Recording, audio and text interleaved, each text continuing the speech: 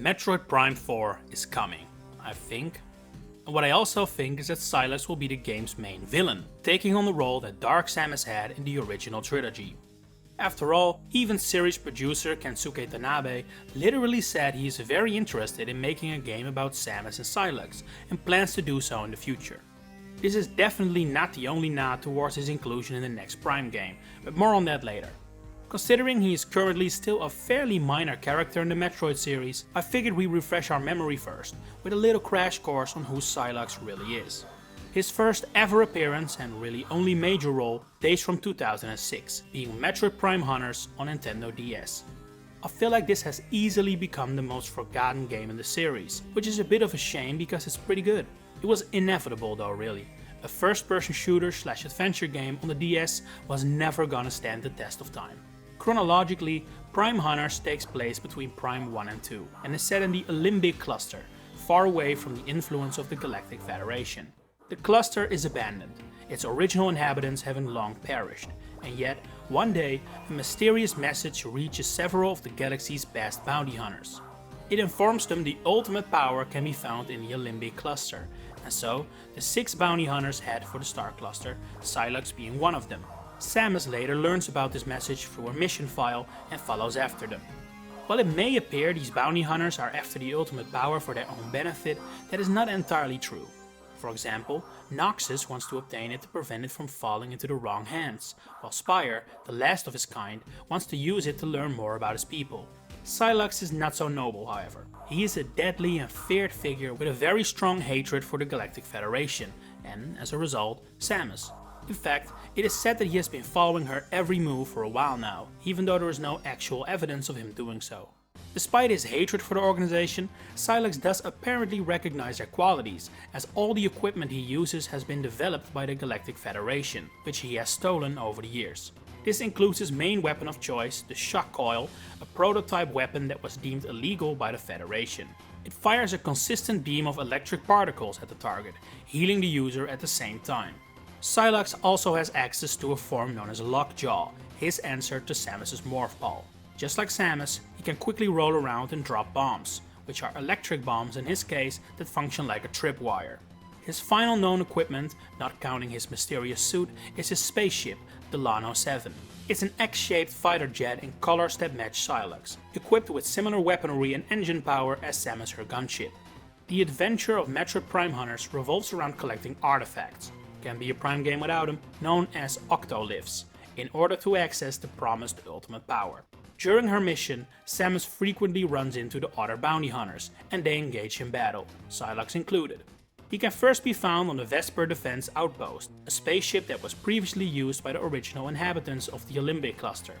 In his battle with Samus, he uses his electrical weaponry to attack her, as well as calling in help from the Lano 7, which bombards Samus from the skies above. Of course, she beats him, but that doesn't mean Sylux is done for. From now on, she can randomly encounter him during the game, and if he defeats her, he will steal one of her artifacts, forcing her to track him down.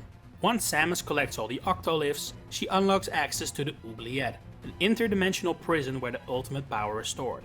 Sylux follows after her and even beats her to the Oubliette center, where he finds the Seal Sphere, a mysterious device. Together with the other hunters, he fires at it, but instead of receiving the ultimate power, he instead releases the evil Gorea, who had been sealed away inside. The being assimilates the 6 hunters, leaving Samus to defeat it on her own, which she of course does. Next, the planet explodes, can't be a Metroid game without it, forcing Sylux to retreat to the Lano 7 and escape the Limbic cluster to an unknown destination. While it is of course not relevant to the story of the game, Sylux is also playable in the multiplayer mode of the game, allowing players to try out his weapons for themselves. At this point in time, Sylux seemed like a one-off character, doomed to only reappear in niche YouTube videos from guys like me. But that wasn't the plan, not even from the get-go. As story designer Richard Ferrodi explains in an interview, the Prime Hunters team had big plans for the character. Sylux has a great threaded backstory that makes him easy to bring back in future games, he explains, further sharing that they know Sylux's true identity, something we can only guess at. In fact, it wasn't until 2015 in the aforementioned Kensuke Tanabe interview that we learned Sylux is male. Up until then he had always been referred to with gender neutral pronouns. There is still a lot we don't know about him, including his species, although there are some indicators that suggest he may be a human underneath that suit. We do have some strong hints at Sylux's role in the future of the Metroid Prime series, however, which started in the special ending of Prime 3 Corruption. We are shown a scene of Samus leaving in her gunship, only to be followed by a mysterious spacecraft. The ship is X-shaped, and while the colors don't match, it has since been confirmed this ship belongs to Sylux. It is most likely the Delano 7 or possibly a revision. 10 years went by until we got the hit game Metroid Prime Federation Force, which features another special credit scene depicting Sylux. In order to see it, every member of the Federation Force needs to retrieve a Metroid egg from the Metroid breeding facility, which will then unlock this footage. What we see here is Sylux partaking in his favorite pastime, breaking into the Galactic Federation headquarters. This time around, he uses a device on his arm to hatch one of the Metroids, and presumably takes this with him. It's also here where we can see Sylux's hand seems rather human-like, so even if he isn't human, he probably isn't too far off like some other hunters in the series. Hacking the camera reveals the model used for the scene is not actually Sylux, but instead a generic Federation Force technician. It is not entirely clear whether this is something we're supposed to draw conclusions from though. After all, reusing an asset that you can't even normally see is completely normal in game development, but at the same time, Sylux infiltrating the base with a technician's disguise is not entirely unbelievable either. While the footage doesn't conclusively show this figure is him, environment artist Logan Foster has since confirmed this is in fact the mysterious bounty hunter. Interestingly enough, he also revealed this scene was created very early in development, making all the more clear how dedicated the Prime team was to setting up Sylux and his role in Prime 4. So, what can we expect from Sylux in the future? Well, judging by how Kensuke Tanabe speaks about him, and assuming his appearances in Prime 3 and Federation Force were intended as foreshadowing, Sylux may be looking at a huge role in Prime 4. I expect it to be something of a mix between a villain and a rival, since we have so far not seen him possess any true masterminded plans, but it is possible the hatching and presumed taking of the Metroid ties into that. After all, that's not the kind of creature you take for personal use. There has to be a larger motivation behind that.